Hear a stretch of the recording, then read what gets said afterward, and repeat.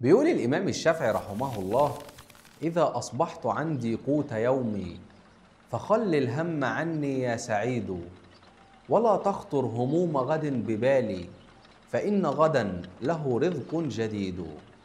أسلم إن أراد الله أمرا فأترك ما أريد لما يريد.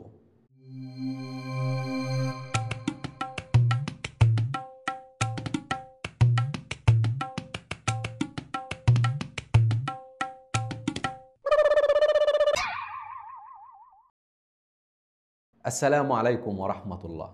جد وجدك قالوا زمان يدي الحلق للي بلا ودان، وقالوا كمان اللي يحتاجه البيت يحرم على الجامع.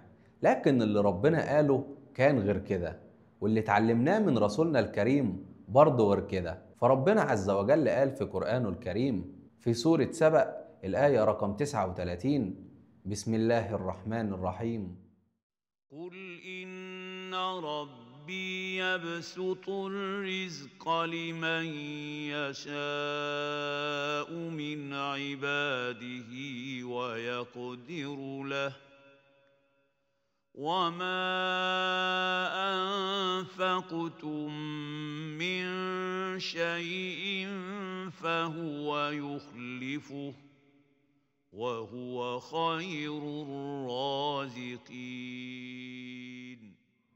وقال كمان في سورة آل عمران: لن تنالوا البر حتى تنفقوا مما تحبون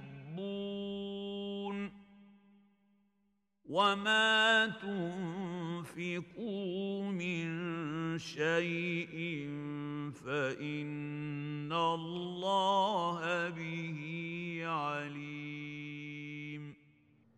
ورسولنا الكريم صلى الله عليه وسلم قال في حديثه الشريف: ما من يوم يصبح العبد فيه إلا ملكان ينزلان، فيقول أحدهما: اللهم أعطي منفقا خلفا، ويقول الآخر: اللهم أعطي ممسكا تلفا. ويقول كمان رسولنا الكريم: ما نقص مال عبد من صدقة. وسيدنا علي رضي الله عنه وأرضاه قال لنا نصيحة جميلة جدا: استنزلوا الرزق بالصدقات. يعني من الآخر هي علاقة بتكمل بعضها ببعض. كل اللي عليك إنك أنت لو عايز رزقك يزيد في إيدك وربنا يبارك لك فيه، يبقى وقتها لازم تتصدق من اللي معاك. وما تقلقش يا صديقي، فوالله إن رزقك مكتوب في الدنيا ديت من قبل حتى ما أنت ما تيجي فيها. كل اللي عليك إنك تسعى في الدنيا، والباقي دوت بتاع ربنا. وأهم شيء في الموضوع إنك تكون راضي.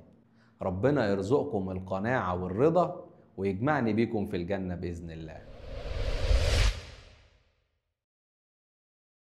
لو عجبتك الحلقة ما تنساش تعمل لايك، وياريت تكتب لي في التعليقات تحب إن شاء الله الحلقة الجاية نتكلم في إيه. دمتم في رعاية الله.